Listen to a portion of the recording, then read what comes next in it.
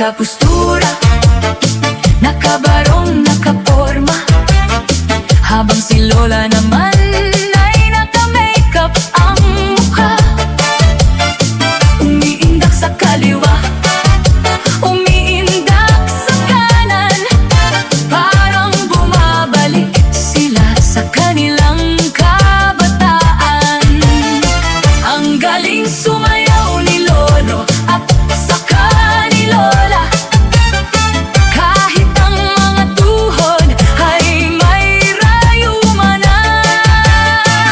Hindi alintana ang edad at tanda, sumasabay sa indak ang mga postiso nila.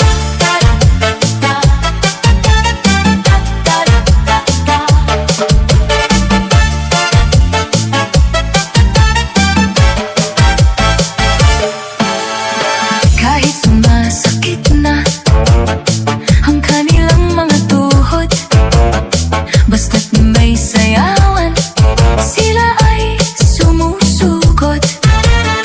Kahit may mga rayuma, sila ay sumasayaw pa.